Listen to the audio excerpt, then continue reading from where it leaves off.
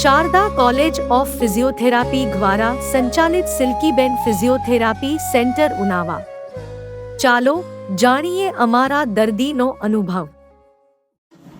નમસ્તે, મારું નામ પટેલ સુમનભાઈ બેચરભાઈ। હું ઉનાવાનો રહેવાસી છું। મારી ઉંમર 50 વર્ષ છે। મને રોડ અકસ્માતમાં ખભા પર 2 જગ્યાએ ક્રેક થઈ ગઈ।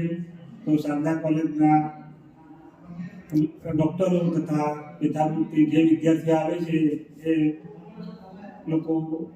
લોકોની ફિઝિયોથેરાપી કસરતથી મને ઘણો ફેર પડી ગયો છે। અત્યારે હાલ હું બધું કામ કરી શકું છું।